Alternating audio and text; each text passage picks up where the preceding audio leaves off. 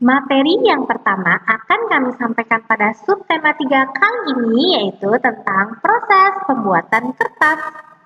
Namun sebelumnya, apakah kalian tahu negara mana yang merupakan negara penghasil kertas terbesar di dunia? Ya, jawabannya adalah Tiongkok.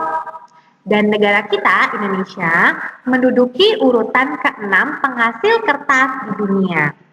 Namun, sekarang Indonesia berpeluang besar untuk meningkatkan kapasitas produksi karena pemerintah telah mengalokasikan 10 juta hektar lahan untuk hutan tanaman industri.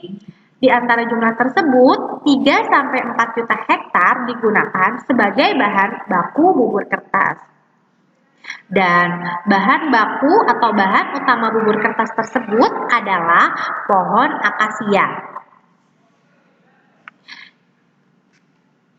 Pemilihan pohon akasia sebagai bahan baku kertas karena pohon akasia tersebut memiliki serat yang baik dan siklus panen yang cepat. Oke, sekarang kita memasuki proses pembuatan kertas. Yang pertama yaitu kayu dikupas kulitnya dan dipotong hingga ukurannya sangat kecil. Yang kedua, potongan kayu tersebut dicampur dengan bahan kimia hingga menjadi bubur atau pop. Pop diberikan bahan pemutih untuk menghasilkan kertas berwarna putih. Selanjutnya, yang keempat, pop masuk ke dalam mesin pembuat kertas. Dan yang kelima, kandungan air dalam pop dihilangkan dengan mesin pres.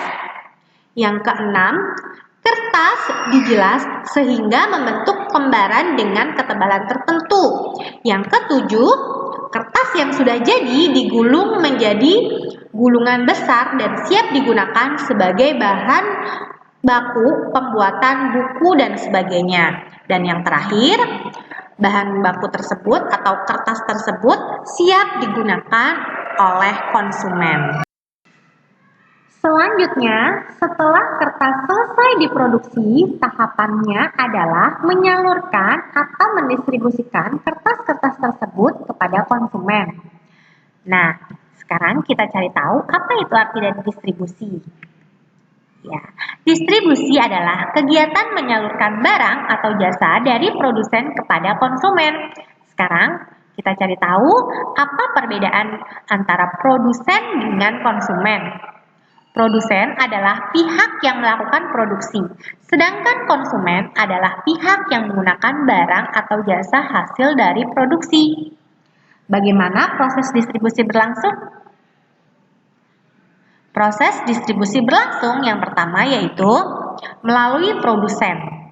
Barang hasil produksi yang dihasilkan oleh produsen disalurkan melalui agen-agen. Nah, dari agen-agen tersebut disalurkan kembali kepada pedagang besar.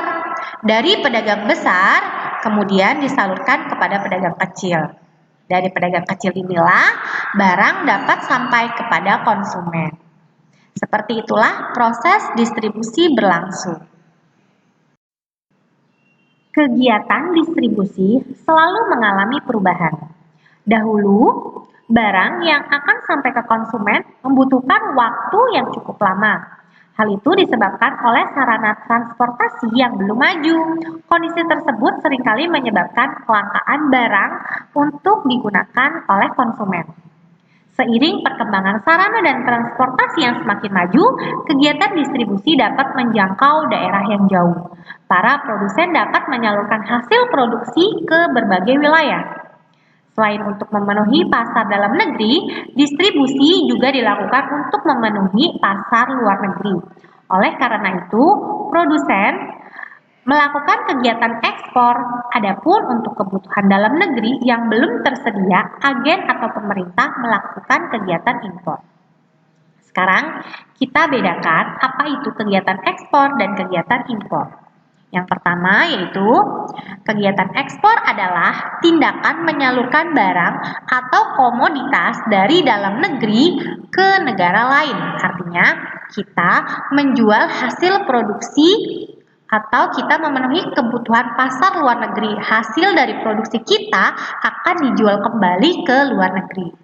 Kemudian, kegiatan impor adalah tindakan menyalurkan barang atau komoditas dari negara lain ke dalam negeri. Maksudnya, kita untuk memenuhi kebutuhan dalam negeri kita juga kita membutuhkan barang atau pasokan barang dari luar negeri. Nah, dalam kegiatan ekspor dan impor tersebut, transportasi memegang peranan penting dalam menyalurkan barang kepada konsumen. Ada berbagai alat transportasi, baik melalui darat, laut, ataupun udara yang digunakan untuk mengirim barang dari suatu daerah ke daerah lain atau dari suatu negara ke negara lain.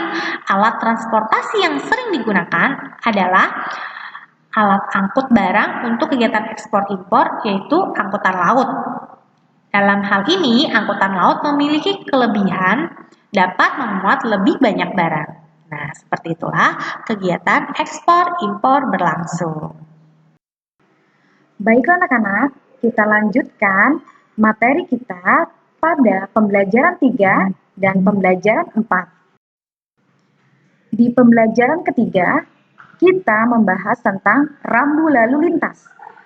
Rambu lalu lintas adalah bagian dari perlengkapan jalan yang memuat lambang, huruf, atau angka. Kalimat yang digunakan untuk memberikan peringatan, larangan atau perintah, dan petunjuk bagi pemakai jalan. Rambu lalu lintas diatur menurut Peraturan Menteri Perhubungan Nomor 13 Tahun 2014. Fungsi rambu lalu lintas adalah menertibkan pengguna jalan. Sebagai warga negara, kita memiliki kewajiban menaati rambu-rambu lalu lintas saat berada di jalan. Dengan menaatinya, kita sudah menghargai hak-hak pengguna jalan lainnya. Nah, tanggung jawab adalah keadaan wajib untuk menanggung segala sesuatu. Baiklah anak-anak, mari kita perhatikan dan identifikasi gambar rambu-rambu lalu lintas. Pada gambar rambu yang pertama, yaitu lampu pengatur lalu lintas. Kalian pasti sering melihat ini ya pada jalan besar. Oke, ketiga warna lampu ini memiliki arti yang berbeda. Warna merah untuk berhenti, warna kuning untuk berhati-hati, dan warna hijau untuk tetap jalan. Rambu selanjutnya ada tanda seru yang dianjurkan untuk para pengendara berhati-hati. Selanjutnya ada rambu memiliki dua gambar orang yang memiliki arti banyak anak-anak. Oke, selanjutnya ada tanda S silang yang diartikan dilarang berhenti. Ada huruf P silang yang diartikan dilarang parkir.